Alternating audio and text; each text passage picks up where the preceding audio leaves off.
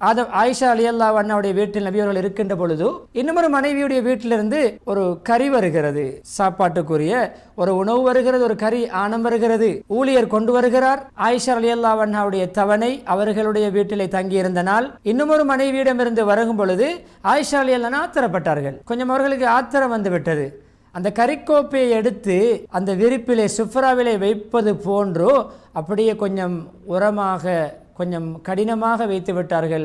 அப்படி வைத்த அந்த வைப்பில் அந்த கறிக்கோப்பை துண்டு துண்டாக உடைந்து விட்டது.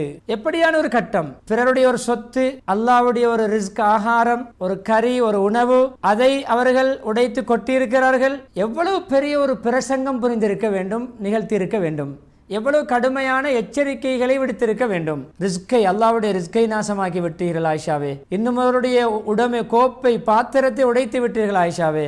இப்படி கோவப்படுகிற ஆயிஷாவே, இந்த கோபம் சரியில்லை ஆயிஷாவே. அளவு கடந்த ரோசம் உள்ளவர்களாக இருக்கிறீர்கள், இந்த ரோசம் மனித பண்புக்கு துகந்ததல்ல என்று பல வார்த்தைகளை பிரயோகித்திருக்கலாம். என்ன முறையில் அந்த கட்டத்தை நபியவர்கள் கையாண்டார்கள். கண்ணியமானவர்களே, இது எதற்கு உதாரணம் தெரியுமா? அந்த விலா எலும்பை ஒரே தடவையாக நிமிர்த்தி விட வேண்டாம். ஒரே நாளில் ஒரே கட்டத்தில் மனைவியை திருத்தி உத்தமியாக மாற்றிவிட முயற்சிக்க வேண்டாம். மனிதன் என்ற அடிப்படையிலே கட்டங்கட்டமாக நடந்து கொள்ளுங்கள் என்ற அடிப்படையிலே சொன்னார்கள். உடைந்த கறிக்கோப்பையுடைய துண்டுகளை பொறுக்கி எடுத்து அதை ஒரு ஓரம் கட்டிவிட்டு அதற்கு பதிலாக ஒரு கோப்பையை வீட்டிலிருந்து எடுத்து அதுக்கு பதிலாக இந்த கோப்பையை கொண்டு போய் உங்களுடைய வீட்டு எஜமாட்டியிடம் கொடுங்கள். அதுவும் ஒரு மனைவியுடைய வீடு, ஒரு மனைவியுடைய கோப்பை தான். வந்த ஊழியரிடம் சொன்னார்கள், காரத் உம்முக், உங்களுடைய தாய்க்கு கொஞ்சம் ரோசம் வந்து விட்டது. அதாவது ஒன்று நினைத்து கொள்ள வேண்டாம், மனம் சங்கடப்பட வேண்டாம். ரோசத்தினால் என்னுடைய தவணையில் இன்னுமொரு பெண் எதற்காக இன்னுமொரு மனைவி கறி அனுப்ப வேண்டும் என்ற ஒரு ரோசத்தினால் உடைத்தார்கள் என்று அந்த நிகழ்வு அப்படியே முடிகிறது. ஆயிஷா ரலியல்லாஹு அன்ஹாவுடைய மனம் புண்படவில்லை, வந்த ஊழியருடைய மனம் புண்படவில்லை. அதுக்கு பதிலாக ஒரு கோப்பையை பிரதியாக கொடுத்தார்கள், முடிந்து விட்டது. இன்னும் ஒரு தடவை சஃபியா ரலியல்லாஹு அன்ஹாவும் ஒரு மனைவி. அவர்கள் கொஞ்சம் குள்ளமானவர்கள், உயரம் குறைந்தவர்கள். அவர்களை பற்றி ஆயிஷா ரலியல்லாஹு அன்ஹா அவர்கள் நபி அவர்களிடம் ஸல்லல்லாஹு அலைஹி வஸல்லமிடம் யா ரசூலல்லாஹ் கஃபாக மின் சஃபியா கீத வகீத் என்ற வார்த்தை பாவித்தார்கள். சஃபியா கொஞ்சம் குள்ளமானவர்கள், உயரம் குறைந்தவர்கள், என்ன ஒரு ஷார்ட் ஆனவர்கள் என்று சொன்னார்கள். இது சஃபியா ரலியல்லாஹு அன்ஹுடைய படைப்பு அமைப்பில் உள்ள அல்லாஹ் செய்த ஏற்பாடு.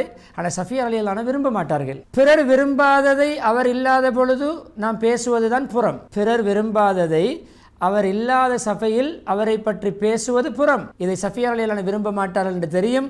உயரத்தில் குறைந்தவர்கள் கொஞ்சம் அவருடைய குறையை வெளிப்படுத்தி பேசிய பொழுது நபி அவர்கள் அந்த இடத்திலே கண்டித்தார்கள், புத்திமதி சொன்னார்கள். இது எதற்கு உதாரணம்? வளைந்து கொண்டே போக விட வேண்டாம், கோணலாகிவிடும், நிமிர்த்தவே முடியாமல் போய்விடும், மெதுவாக அதை நிமிர்த்த பாருங்கள் என்பதற்குத்தான் இது உதாரணம். சொன்னார்கள், ஆயிஷா, சஃபியாவை பற்றி நீங்கள் இப்பொழுது சொன்ன வார்த்தைகளை கடலில் கலந்தால் கடல் நீர் அப்படியே நாறிவிடும், கடல் நீர் மாற்றம் அடைந்துவிடும், மாசடைந்துவிடும். இன்னும் ஒருவரை பற்றி நீங்கள் இப்படி குறை பேசியது, புறம் பேசியது, அது அந்த கடல் நீரை கூட மாசடைய வைக்கின்ற அளவு ஒரு அபாயகரமானது. அன்பான இஸ்லாமிய சகோதர சகோதரிகளே, என்ன இரண்டு நிகழ்வுகளோடு என்ன விளங்குகிறோம்? வளைந்த எலும்பில் படைக்கப்பட்ட பெண்கள் தவறு செய்பவர்கள், குறைபாடு உள்ளவர்கள், பலகீனமானவர்கள். அவர்களை ஒரே தடவையில் நிமிர்த்தி நமக்கு ஏற்றவாறு வளைத்தெடுக்க முடியாது. ஒரே தடவையாக நாம் நம்முடைய பிடிவாதத்தினால், நம்முடைய அகங்காரத்தினால் அவர்களை திருத்த நினைத்தோம் என்றால் அந்த வளைந்த எலும்பு உடையலாம், உங்களுடைய வாழ்க்கை முறியலாம். வளைய விடவும் வேண்டாம். சஃபியாவை பற்றி ஆயிஷா ரலியல்லாஹு அன்ஹா அந்த அளவு பெரிய கேவலமான குறைகளை சொல்லவில்லை. அவர்களுடைய அந்தரங்க பண்பாடு சம்பந்தப்பட்ட ரகசிய குறைகளை வெளிப்படுத்தவில்லை. அவர்களை பற்றி கேவலப்படுத்துகின்ற அப்படியான பண்புகளை முன்வைக்கவில்லை. உடல் ரீதியான உயரத்தில் குறைந்தவர்கள் என்று சொன்னதை கூட நபியர்கள் வளைய விடவில்லை, நிமிர்த்தினார்கள்.